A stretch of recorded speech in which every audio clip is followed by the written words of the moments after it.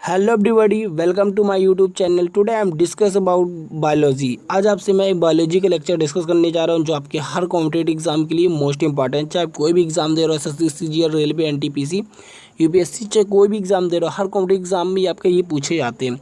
तो please video को पूरा एंड तक देखिए। वीडियो को लाइक, सब्सक्राइब, शेयर करना ना भूलें। अब बेल आइकन को ऑन कर दीजिए मेरे न्यू वीडियो नोटिफिकेशन के लिए।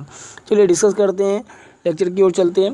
सबसे पहले हमारा टॉपिक आता है nutrition. What is the nutrition? Nutrition it is the process by which an organism take food and utilize it is called nutrition. जो भी हम फूड को अपने बॉडी में इंटेक लेते हैं, उस न्यूट्रिशन से हमें जो एनर्जी मिलती है, जो हम उस एनर्जी का यूटिलाइज करते हैं, वो हम किसके थ्रू करते हैं? न्यूट्रिशन के ही थ्रू करते हैं। तो वो हमारा न्यूट्रिशन कहलाता है। नीड फॉर न्यूट्रिशन, हमको न्यूट्रिशन की ज़रूरत क्यों है? तो organism need the energy to performance various activities. जो भी हम वर्क करते हैं, कोई भी एक्टिविटीज़ हम परफॉर्मेंस करते हैं, वो हमारे एनर्जी की ही वजह से। अगर हमारी बॉडी में एनर्जी नहीं रहेगी तो हम कोई भी वर्क को कम्प्लीटली परफॉर्म नहीं कर पाएंगे। तो वो हमारे एनर्जी हमारी यूटिलाइज या फिर प्रोवाइड कहाँ से होती है? हमारे न्यूट्रिशन, जो हम न्यूट्रिशन लेते हैं, फूड लेते हैं, हमारी बॉडी में जाता है, वहीं से आपकी एनर्जी प्रोवाइड होती है इसी न्यूट्रिशन की वजह से, जिससे हम अपने कोई भी वर्क, कोई भी एक्टिविटीज़ को परफॉर्मेंस करने में बहुत हेल्प होती है। तो the energy is supply by the nutrients organism need to various raw materials grow to repair. और हमारी बॉडी को उस न्यूट्रिशन के थ्रू हमारी बॉडी को ग्रो और रिपेयर करने में भी बहुत मदद मिलती है। इसलिए हमारी बॉडी को न्यूट्रिशन की बहुत ज़्यादा ज़रूरत होती है, जो हम अपने बॉडी के हर फंक्शंस को मेंटेन और रिपेयर करते हैं और हमारी बॉडी को ग्रोथ में हेल्प मिलती है। So nutrition is most important for our life. Next, how many type of nutrition? They are the mode of nutrition, they are the two type nutrition. They कितने type के होते हैं? आपके two types के nutrition होते हैं। पहले autotroph और दूसरा हेटरोट्रॉफ। ऑटोट्रॉफ्स और हेटरोट्रॉफ दो टाइप के न्यूट्रिशन होते हैं। Autotrophs nutrition is the fulfilled by the process by which the autotroph intake CO2, H2O और converted this into the carbohydrate into the present of the chlorophyll sunlight, it is called the photosynthesis. तो autotrophs ऐसे nutrition है जो अपने self independent रहते हैं, जो अपने से ही फूड प्रिपेयर करते हैं। सच एज प्लांट, जैसे प्लांट है आपका, तो प्लांट एक ऐसा है जो आपका खुद प्रिपेयर फूड करता है। ऐसे न्यूट्रिशंस होते हैं, उनको हम बोलते हैं ऑटोट्रॉफ। हेटरोट्रॉफ क्या होता है? हेटरोट्रॉफ जो दूसरे ऑर्गेनिज्म पे डिपेंड रहते हैं, जैसे ह्यूमन बींग्स, एनिमल्स, ये दूसरे पे डिपेंड रहते हैं, ये प्लांट पे रहते हैं या फिर एनिमल पे डिपेंड रहते हैं। तो इनको हम क्या बोलते हैं? हेटरोट्रॉफ। चलिए हेटरोट्रॉफ के बारे में थोड़ा सा डिस्कस कर लेते हैं। ये मोड ऑफ न्यूट्रिशन की, जैसे कि मैं बताया हूँ, इसमें आपके हेटरोट्रॉफ में आपके आ जाते हैं स्पैरोफाइटिक न्यूट्रिशंस, पैरासिटिक न्यूट्रिशंस और होलोजोलिक न्यूट्रिशंस। और ऑटोट्रॉफ में आपको फोटोसिंथेसिस, जैसे कि आपने देखा था उसमें। तो चलिए इन्हीं को थोड़ा सा डिस्कस करेंगे, इन्हीं के बारे में। हमारा फोटोसिंथेसिस आ जाता है। The process by which the green plant prepare food, it is called the photosynthesis. जिस ग्रीन प्लांट में जो फूड बनाने की प्रोसेस होती है, उसी प्रोसेस को हम क्या कहते हैं? फोटोसिंथेसिस कहते हैं। इसी प्रोसेस के दौरान जो सोलर एनर्जी कन्वर्ट हो जाती है केमिकल एनर्जी में, और कार्बोहाइड्रेट फॉर्म में चेंज हो जाती है आपका इसमें। नेक्स्ट हमारा आता है green leave are main site of the photosynthesis. Photosynthesis की सबसे मेन साइट्स क्या है? Green leave. क्योंकि आपका ग्रीन लीव को प्लांट का किचन भी कहा जाता है, किचन ऑफ प्लांट्स भी बोला जाता है ग्रीन लीफ, क्योंकि आपकी मैक्सिमम जो सनलाइट से जो फोटोसिंथेसिस बनती है, हमारे आपके लीफ में ही बनती है, मतलब प्लांट के लीफ में ही बनती है। नेक्स्ट हमारा आता है the green portion of the plant contain the pigment chlorophyll. जो ग्रीन पिगमेंट आप देखते हो, क्लोरोफिल की वजह से आता है। तो क्लोरोफिल हमारा जो प्रेजेंट रहता है हमारे लीफ में, वो ग्रीन कलर पिगमेंट देता है। Whole the process photosynthesis can be show by the, ये इक्वेशन है आपकी, जो पूरी प्रोसेस होती है फोटोसिंथेसिस की। जैसे आपके कार्बन डाइऑक्साइड प्लस वाटर मिलके जो सनलाइट क्लोरोफिल के थ्रू रिएक्ट होते हैं, वो हमारा बनाता है प्लांट में ग्लूकोज प्लस ऑक्सीजन वाटर बनाते हैं, जिससे हमारे एटमॉस्फेयर में हमारे ऑक्सीजन सप्लाई होता है हमारे प्लांट्स के थ्रू। नेक्स्ट है कुछ मटेरियल्स देख लीजिए। Raw materials for the photosynthesis, photosynthesis बनाने की कुछ मटेरियल्स हैं, जैसे सनलाइट्स की बहुत इंपॉर्टेंट रोल प्ले करती है फोटोसिंथेसिस के लिए। क्लोरोफिल, जो आपके लीफ में ग्रीन पिगमेंट होता है, क्लोरोफिल की वजह से होता है। Sunlight observe by the chloroplast. CO2 जैसा आपको पता है कि CO2 हम लोग ह्यूमन्स क्या करते हैं, CO2 को क्या करते हैं, रिलीज करते हैं, और एक्सेप्ट क्या करते हैं, O2। तो इसमें प्लांट में जस्ट अपोजिट है, ये ऑक्सीजन को रिलीज करता है और ऑब्जर्व क्या करता है, CO2 को ऑब्जर्व करता है। Then water plus dissolve minerals like the nitrogen, phosphorus ETC are taken up by root. ये सारी चीज़ें वाटर वगैरह जो हैं ये टेकन मतलब ये ऑब्जर्व करती हैं रूट की तरफ से। नेक्स्ट है मेन इवेंट ऑफ फोटोसिंथेसिस, इनकी इवेंट्स क्या है। तो observation of light energy is by क्लोरोफॉल, conversion of the light energy into the chemical plus splitting breaking of water into the hydrogen and oxygen, reduction of the CO2 to carbohydrates and sunlight activities chloroform which lead of splitting of water molecules। ये उनके main events हैं जो photosynthesis में होते हैं। जैसे कि आपने जो सारे फंक्शंस देखे हैं ये हमारे फोटोसिंथेसिस कंप्लीट हो गया। और इसमें कुछ और भी हैं। Hydrogen release by the splitting of water molecules is utilized for the reduction of carbon dioxide produce carbohydrates. Oxygen is the by product of the photosynthesis. Carbohydrates is subsequently converted into the starch. जो हमारा carbohydrate होता है वो completely into starch में convert हो जाता है, जो स्टोर रहता है किसमें, लीफ में, और ये अदर स्टोरेज पार्ट में रहता है। Splitting of water molecules in the part of the light reactions. Next हमारा आता है स्टोमाटा। स्टोमाटा भी हमारे जो लीफ का एक ऐसा इंपॉर्टेंट पार्ट है जो रेस्पायरेशन करने में हेल्प करता है, क्योंकि इसमें से हमारा क्या होता है, ये आप इसमें स्मॉल से पोर्स होते हैं। जैसे कि आप देख रहे हैं पिक्चर्स में, आप देख रहे हैं कि स्टोमाटा ओपन हुआ है और क्लोज होता है। तो यहाँ से हमारे क्या होते हैं, ये ओपन हो गया, ये क्लोज हो गया। तो ये स्टोमाटा का मेन वर्क क्या रहता है, इसमें पोर्स के थ्रू इसमें हमारे जो गैसेस होते हैं ये एक्सचेंज करता है। CO2 एक्सेप्ट करता है और O2 ये रिलीज करता है एटमॉस्फेयर में। तो stomata these are the tiny pores present in the epidermic of the leaf and stem through the which the gaseous exchange. इसका मेन वर्क क्या रहता है, गैस को एक्सचेंज करना, ट्रांसपायरेशन करना। तो ये ट्रांसपायरेशन मीन्स जो हमारे जो लीफ में हमारे वाटर रहते हैं वो वेपर के फॉर्म में चेंज हो जाते हैं, वो ट्रांसपायरेशन होता है जो प्लांट के थ्रू होता है। तो फंक्शन ऑफ स्टोमाटा देख लीजिए, exchanges of the gas O2 and CO2, losses large amount of the water vapour during the transpiration. जैसे कि मैंने बताया ये स्टोमाटा के थ्रू हमारे वर्क होते हैं। तो आई होप आपको सारी चीज़ समझ में आ गई होंगी। फोटोसिंथेसिस, स्टोमाटा, लीव्स के में जो भी हमारे ऑटोट्रॉफ्स के बारे में ये सारे इंपॉर्टेंस हैं। होलोजेनिक न्यूट्रिशंस हमारे जैसे कि बताया कि ये होलोजेनिक न्यूट्रिशंस आपके हेटेरोटाइप के होते हैं। तो हेटेरोटाइप के 3 टाइप के होते हैं, होलोजेनिक, पैरासिटिक और सिंथेटिक, जैसा कि मैं बताया था। तो होलोजेनिक में क्या होता है, hologenic nutrition is digestion depends inside the body of the organism after the food is inject most of the animal follow in the mode of nutrition. जो भी हमारे जैसे जो दूसरे ऑर्गेनिज्म पे डिपेंड रहते हैं, जैसे प्लांट या एनिमल, जैसे ह्यूमन बींग्स और एनिमल्स, ऐसे न्यूट्रिशन जो डाइजेशन में है, जो डाइजेशन में जो बॉडी में इंटेक करते हैं, डाइजेशन होता है उनका फूड का, तो वो होलोजेनिक न्यूट्रिशन कहलाते हैं।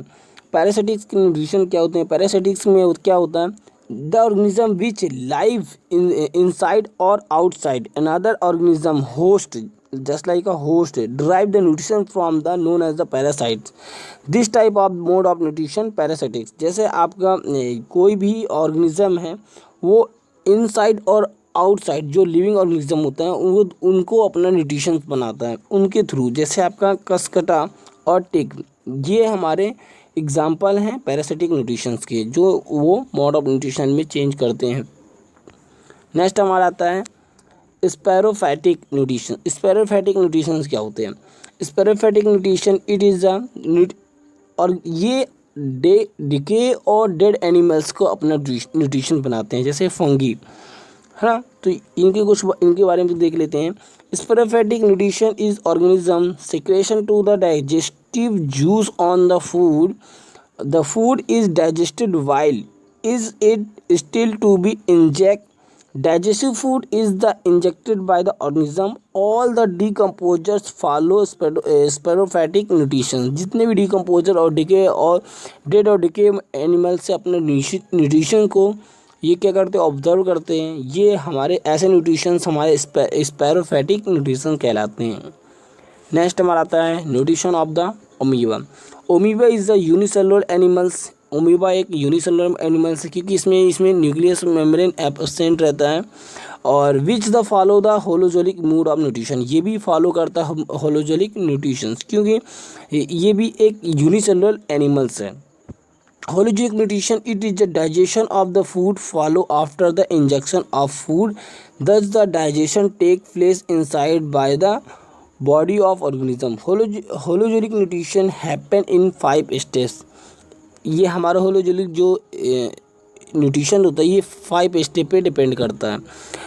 फर्स्ट इंजेक्शन, ऑब्जर्प्शन, एसिमिलेशन और इंजेक्शन। ये इस टाइप के जो न्यूट्रिशंस हैं ये होलोजोलिक में होते हैं क्योंकि ये हमारे मोड ऑफ न्यूट्रिशन में होलोजोलिक में ये डाइजेशन का पूरा पार्ट है। डाइजेशन में फूड इम्पॉर्टेंट रोल प्ले करते हैं। जो ये हमारा न्यूट्रिशन इन ऑफ अमीबा हो गया। नेक्स्ट है हमारे कुछ स्टेप्स से देख लीजिए होलोजोलिक न्यूट्रिशंस के। तो होलोजोलिक न्यूट्रिशन की जैसे कि मैं बताया इंजेक्शन का मतलब क्या होता है। इंजेक्शन में कोई भी चीज़ को हम इंजेक्ट करते हैं, जैसे the process of the taking in the food it is called the injection. Food को जब हम इंजेक्ट करते हैं बॉडी के इनसाइड वो हमारा उस प्रोसेस को क्या बोलते हैं, इंजेक्शन। नेक्स्ट हमारा आता है डाइजेशन। डाइजेशन में क्या होता है, the process of breaking complex food substance into the simple molecules it is called digestion. जो भी हम फूड को मतलब आपको इंजेक्ट किए हैं उस फूड को हम स्मॉल पीसेस पे ब्रेक करते हैं, उस प्रोसेस को हम ब्रेक करके उस प्रोसेस को क्या बोलते हैं, डाइजेशन बोलते हैं। नेक्स्ट है absorption. Absorption is the process of the absorption of digestion food it is called the absorption. Objection में क्या होगा, जो भी हमने फूड को ऑब्जर्व किया था जो धीरे धीरे डाइजेस्ट हो करके अब उस फूड को पूरा ऑब्जर्व कर लिया जाता है। और नेक्स्ट हमारा था एसिमिलेशन। नेक्स्ट एसिमिलेशन क्या होता है, the process of the utilization of the digestion food for energy. जो भी हमने फूड को डाइजेस्ट किया है उस फूड से हमें जो एनर्जी रिलीज़ होती है वो हमारा पार्ट कहलाता है। उस प्रोसेस को हम क्या बोलते हैं, एसिमिलेशन बोलते हैं। नेक्स्ट हमारा आता है egestion. Egestion the process of the removing undigestion food from the body it is called the injection. जो भी अनडाइजेशन फूड होता है, जो भी waste material of the food होता है वो हमारा उस हमारे डाइजेशन से हमारे क्या होता है वो हमारी बॉडी से रिमूव कर दिया जाता है। उस प्रोसेस को क्या बोलते हैं, इंजेक्शन बोलते हैं। चलिए इसकी डायग्राम के थ्रू हम कुछ एक्सप्लेन करेंगे ये पूरा डाइजेस्टिव सिस्टम के बारे में। तो structure of the human body, human digestive system के बारे में चलिए डिस्कस करते हैं। The human digestive system comprise of the alimentary canal. ये पूरा एलिमेंट्री कैनल है जो आपका सारा चीज़ कवर करता है, जैसे आपका salivary gland, mouth, oesophagus pipes हो गए, आपके फूड पाइप जिसे बोलते हैं, liver, stomach, gall bladder, pancreas, और जो आप डायग्राम में देख सकते हैं लार्ज इंटेस्टाइन, स्मॉल इंटेस्टाइन है ना, रेक्टम, एनस, ये सारे हमारे जो हमारे पार्ट आते हैं ये हमारे एलिमेंट्री कैनल के आते हैं। तो human digestive system compressed by the alimentary canal it is associated the digestive gland. हमारे आते हैं एलिमेंट्री कैनल के बारे में तो मैंने बता ही दिया था। तो एलिमेंट्री कैनल के जैसे इंपॉर्टेंट पार्ट्स हो गए, माउथ हो गया, अफगस हो गया, स्टमस हो गया, और स्मॉल इंटेस्टाइन्स और लार्ज इंटेस्टाइन। ये हमारे जितने भी हमारे ये सारे पार्ट्स हैं ये हमारे इंपॉर्टेंट रोल प्ले करते हैं डाइजेस्टिव सिस्टम में, और ये पूरा पार्ट एलिमेंट्री कैनल कहलाता है। और कुछ डाइजेस्टिव सिस्टम पे हेल्प करती है हमारी इंपॉर्टेंट ग्लैंड। तो associated glands, main associated glands are salivary glands, gastric gland और लीवर, पैंक्रियाज, ये इंपॉर्टेंट ग्लैंड है जो डाइजेस्टिव सिस्टम को डाइजेस्ट करने में बहुत इंपॉर्टेंट रोल प्ले करती हैं। तो चलिए नेक्स्ट डिस्कस करते हैं बकल और कैविटी। बकल कैविटी के बारे में बता दूं, आपकी माउथ को ही बकल कैविटी कहते हैं। इसमें डाइजेस्टिव सिस्टम में हमारे माउथ का बहुत इंपॉर्टेंट रोल रहता है। सबसे पहला प्रोसेस जो डाइजेशन, जो हम फूड इंजेक्ट करते हैं तो बहुत ज़्यादा जो डाइजेशन जो स्टार्ट होता है हमारे माउथ से ही पहला प्रोसेस स्टार्ट हो जाता है। तो इसमें इम्पॉर्टेंस रोल हमारे पर रोल प्ले करते हैं टीथ और टंग और सलेवरी ग्लैंड। ये हमारे माउथ में प्रेजेंट ही रहते हैं, जैसा कि आपको पता है ना। तो ये हमारे पूरा माउथ में प्रेजेंट रहते हैं, आपके टीथ, टंग और सलेवरी ग्लैंड। ये इस फूड को डाइजेस्ट करने में बहुत ज़्यादा इंपॉर्टेंट रोल प्ले करते हैं। जैसे कि टंग्स का क्या है, tongues it is the gastric repeated which is the perceived sense of the tense. तो टेस्ट को हमारे जो भी हम फूड इंजेक्ट करते हैं तो हमारा जो टंग होती है वो हमारे रिसीव करती है टेस्ट को, जो भी हम फूड खा रहे हैं, है ना। ये तो सभी लोग को पता होगा। तो नेक्स्ट हमारा क्या बोलता है कि tongues help in the turning over the food so the saliva can be properly. जो भी हम फूड को हम च्यूइंग करते हैं टीथ के थ्रू, तो हमारे जो टंग क्या हेल्प करती है फूड को और सलाइवा को मिक्स करने में बहुत इंपॉर्टेंट रोल प्ले करती है और फूड को टर्न करने के लिए। तो टर्निंग ओवर द जो फूड को करती है उसमें सलाइवा अच्छे से मिक्स होता है, वो किसकी हेल्प से होता है, टंग की हेल्प से होती है। तो टंग भी बहुत इंपॉर्टेंट रोल प्ले करता है जब हमारे फूड को डाइजेशन करने में, च्यूइंग करने में माउथ में जो इंपॉर्टेंट रोल प्ले होता है टंग और सलाइवरी ग्लैंड और टीथ, ये बहुत इंपॉर्टेंट रोल प्ले करते हैं। जो पहला फूड डाइजेस्ट कहाँ होता है, माउथ में होता है। नेक्स्ट हमारा आता है teeth. Teeth help in the breaking down the food into the smaller particles so that is the swallowing of food become easier।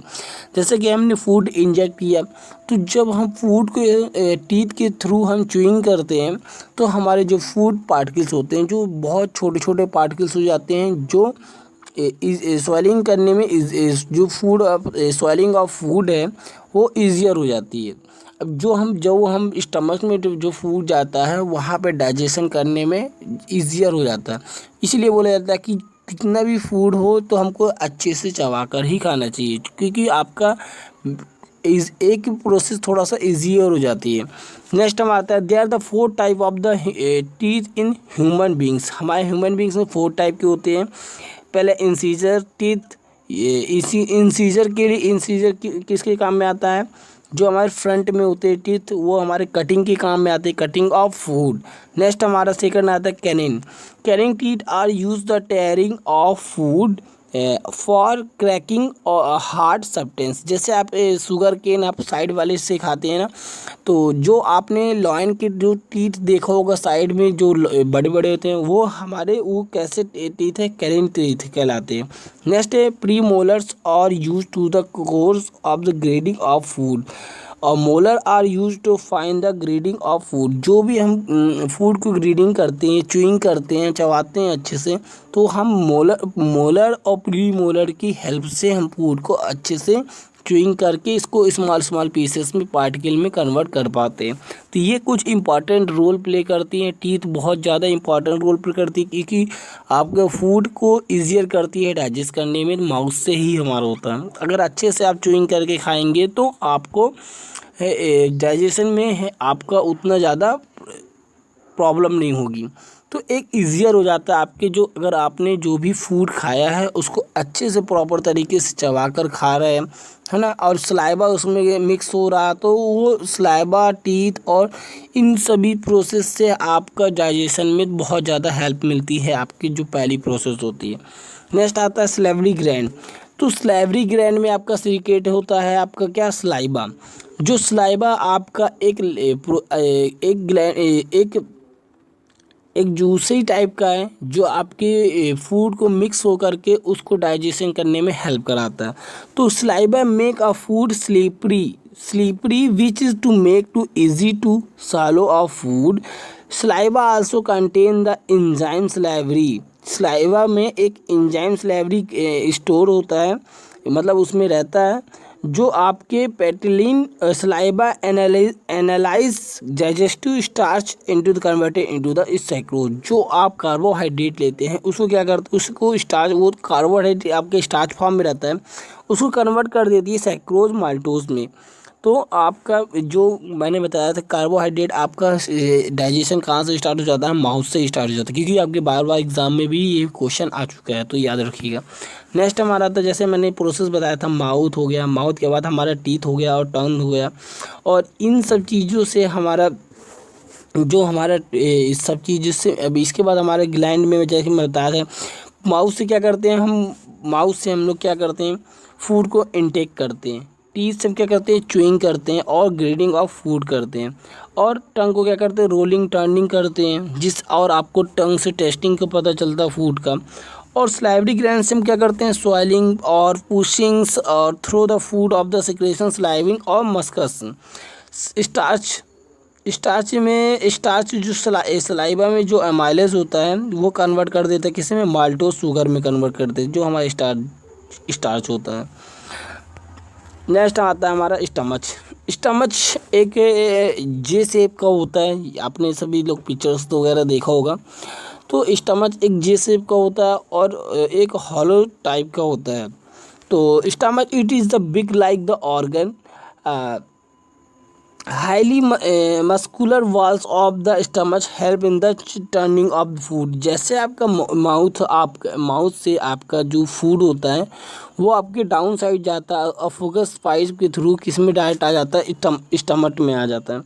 तो wall of the stomach secreted the hydrochloric acid. तो हमारे stomach में जैसे food जाता है, food के साथ बहुत सारी बैक्टीरियाज होती है, तो हमारे स्टमक में हमारे HCl होता है, हाइड्रोक्लोरिक एसिड जिसको बोलते हैं। तो HCl होता है जो उन बैक्टीरिया को और जर्म्स को क्या करता है, किल कर देता है, जो फूड में प्रेजेंट रहती हैं। तो आई होप आपको सारी चीज़ें समझ में आ गई।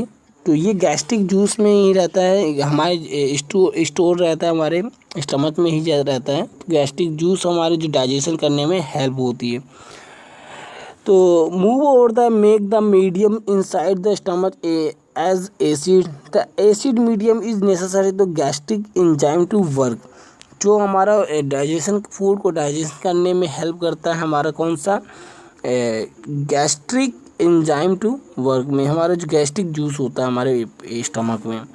Enzyme is pepsin secreted into the stomach does partial digestion for the protein.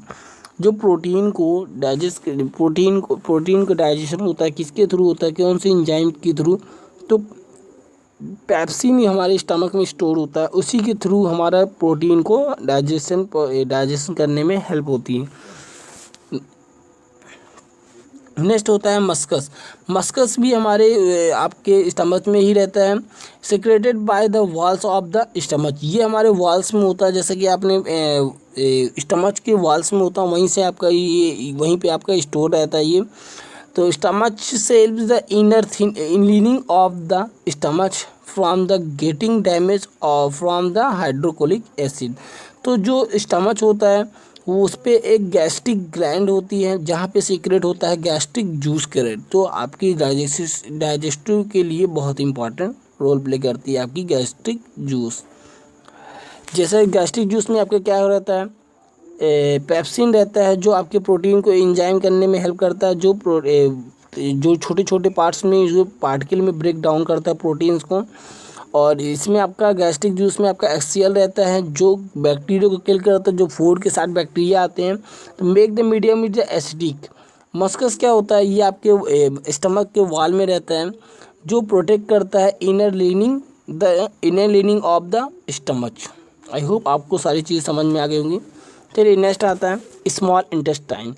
Small intestines क्या होता है, it is the highly coiled tube. ये आपका हाईली कॉइल्ड ट्यूब होता है, ये मैक्सिमम 7 मीटर्स लॉन्ग होता है, और ये आपका फिंगर लाइक से स्ट्रक्चर होता है, जिसको जो फिंगर लाइक स्ट्रक्चर उसको क्या बोलते हैं, वीनी बोलते हैं।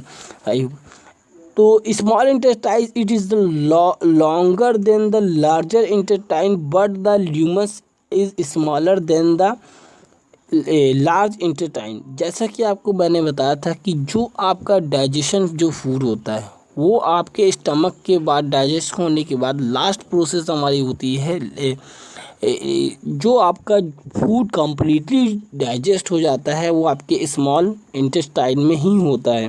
ये 3 पार्ट्स में होते हैं, ड्यूडेनम, जेजुनम और इलियम। ये हमारे 3 पार्ट हैं इसके स्मॉल इंटेस्टाइन्स की। नेक्स्ट हमारा आता है लीवर। लीवर के भी कुछ, लीवर और पेंक्रियाज ये हमारे, मैंने जैसे बताया कि ये इंपॉर्टेंट ग्लैंड है और हमारे लीवर को हमारे बॉडी का लार्जेस्ट ग्लैंड भी बोला जाता है, बार बार एग्जाम में पूछा भी जाता है। तो liver it is the largest organ in the human body. The liver manufacturing the bile juice which get the store the gallbladder. From the gallbladder bile juice release as the when the required। तो इसमें से मैं आपको बता दूं कुछ importance point है इसमें। जो हमारा लीवर होता है ये एक बाइल जूस प्रोड्यूस करता है जो आपके डाइजेस्टिव सिस्टम में बहुत हेल्प मिलती है। तो और जो एक इसमें गॉल ब्लैडर होता है, जो बाइल जूस अगर एक्स्ट्रा निकल आता है तो गॉल ब्लैडर में जाकर स्टोर हो जाता है। तो ये बार बार एग्जाम में पूछा जाता है। जो आपका लीवर होता है गैस्ट्रिक जूस को क्या करता है, सीक्रेट करता है, प्रोड्यूस करता है। और जो एक्स्ट्रा जूस बाइल जूस निकल आता है तो आपके स्टोर कहाँ पे होता है, गॉल सॉरी, जो आपका एक्स्ट्रा जूस होता है आपके गॉल ब्लैडर में जाके स्टोर हो जाता है। नेक्स्ट हमारा आता है पेंक्रियास। पेंक्रियास भी एक ग्लैंड है जो आपके जिससे पेंक्रियास से आपका पेंक्रियाटिक जूस निकलता है जो आपके डाइजेस्टिव फूड को डाइजेस्ट करने में हेल्प करता है। जो आपके स्टमक के डाउन साइड नीचे रहता है, जैसे कि आप ये पिक्चर्स में देख रहे हैं, यहाँ से आपका बाइल जूस निकलता है। ये आपका गॉल ब्लैडर है। गॉल ब्लैडर से जो बाइल जूस एक्स्ट्रा हो जाता है आपके गॉल ब्लैडर में जाके स्टोर हो जाता है। और ये आपका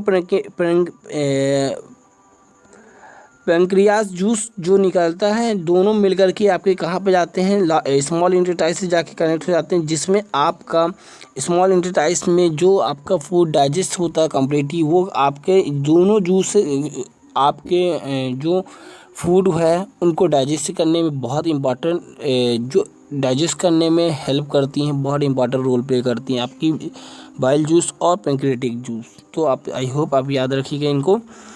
जैसा कि मैंने बताया था स्मॉल इंटेस्टाइन्स, और स्मॉल इंटेस्टाइन्स में आपके जो कार्बन होते हैं, फैट होते हैं, प्रोटीन होते हैं।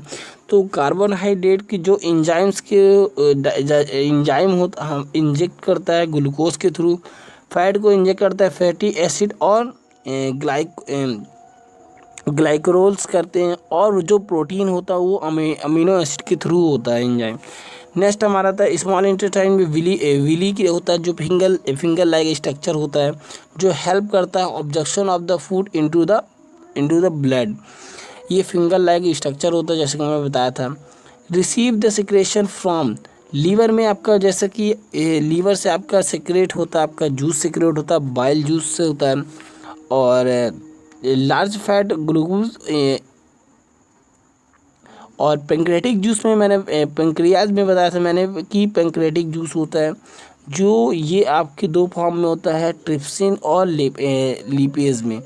जो ट्रिप्सिन होता है ये आपके प्रोटीन में और पेप्टोन्स पे होता है, और जो आपका लिपेज होता है फैट और ग्लाइकोसिल में होता है।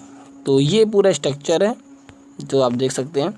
नेक्स्ट हमारा आता है no digestion take place into the jejunum. तो जो डाइजेशन हमारे जो प्लेस है इसमें जेजुनम में हमारा कोई प्ले नहीं होता है। The inner wall of the ileum is projection to the numerous fingers like structure called the villi. जैसा कि मैंने बताया कि फिंगर लाइक स्ट्रक्चर होता है जो इसमें आप देखते होंगे इसमें, तो फिंगर लाइक स्ट्रक्चर होगा, up and down zig type में होगा। तो फिंगर लाइक स्ट्रक्चर उसको क्या बोलते हैं, विली बोलते हैं। तो villi increase surface area inside the vellum so the optimum observe can take place move over. Villi also reduce the lumen और the food can stay for the longer time duration. जैसा कि आप food आपका जो Willie होता है ये क्या होता है, ये ऐसी शेप में होती है, तो ये इस तरह ये ओपन हो जाती है और यहाँ पे आपका फूड जाके स्टोर हो जाता है लॉन्ग टाइम प्रोसेस में। तो ये क्या करते हैं, स्मॉल इंटेस्टाइन्स में हमारे जो विली का प्रोसेस जो ओपन होता है जब, तो फूड को ऑब्जर्व करने के लिए होता है, इसलिए आपका यहाँ पे ऑब्जर्प्शन प्रोसेस आपकी आती है। नेक्स्ट हम आता है लार्ज इंटेस्टाइन। तो लार्ज इंटेस्टाइन में आपको पता है कि इसमें प्रोसेस क्या है। तो large intestine it is the smaller than the small intestine. जैसा कि मैंने बताया कि हमारा जो स्मॉल इंटेस्टाइन्स है वो 7 मीटर लॉन्ग है और वही आपका लार्ज इंटेस्टाइन ये हमारा 1.5 मीटर का है। मतलब कह सकते हैं आपकी वो 2 से भी हाफ है। मतलब आपका स्मॉल आपका 7 है और लॉन्ग आपका 1.5 मीटर लॉन्ग है। तो undigested food goes into the large intestine. जो भी आपका स्मॉल इंटेस्टाइन्स में जो फूड डाइजेस्ट हो चुका है उसके बाद जो रिमेनिंग फूड होता है अनडाइजेस्टेड फूड वो आपकी किस पे जाता है, स्मॉल इंटेस्टाइन से जाकर के किस में, लार्जर इंटेस्टाइन्स में जाकर के उसमें ट्रांसफर हो जाता है। तो some water and salt are observe by the walls of the large intestine. After that is the undigested food got into the rectum. अब ये क्या होता है, आपको यहाँ से स्मॉल इंटेस्टाइन से लार्ज इंटेस्टाइन में आपका फूड चला गया। अब इसकी आप वाटर के थ्रू आपका स्लोली आपका जो वेस्ट मटेरियल्स होगा, जो अनडाइजेस्टेड फूड होगा, वो आपके किस में चला गया, रेक्टम में जाकर चला जाता है। रेक्टम के बाद आपके बाद एनस के बाद वो बाहर जाता है।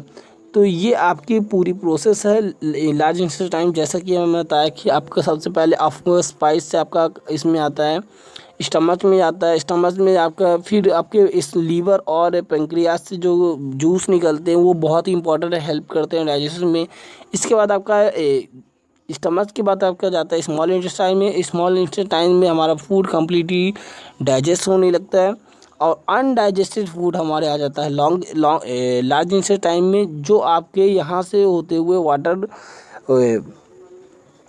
वाटर्स के थ्रू हेल्प सम वाटर्स और salt observe by the walls large intestine. जो भी आपके वाटर्स और सॉल्ट्स ऑब्जर्व होते हैं उनकी हेल्प से आपका जो भी अनडाइजेस्टेड फूड होता है आपके लॉन्ग इंटेस्टाइन से रेक्टम में आके एनएस के थ्रू ये आउटसाइड चले जाता है। ये पूरी प्रोसेस है आपकी डाइजेस्टिव सिस्टम की। जो आपका जो एलिमेंट्री कैनाल्स हैं, ये सारे पार्ट्स जो हैं ये मैंने एक्सप्लेन कर दिए। तो ये सारी वर्किंग हो गई आपकी डाइजेस्टिव सिस्टम के बारे में। आई होप आपको सारी चीज़ समझ में आ गई होंगी। तो ये आपका ये पूरा कंप्लीट होता है। अगर आपको लेक्चर अच्छा लगा हो तो वीडियो को लाइक, सब्सक्राइब, शेयर करना ना भूलें। ये आपका टेलीग्राम चैनल है, अगर आपको PDF चाहिए तो आप चैनल को ज्वाइन कर सकते हैं। चैनल का नाम है अभी स्टडी एग्ज़ाम और मैं आपको डिस्क्रिप्शन में लिंक भी दूँगा। Thank you guys.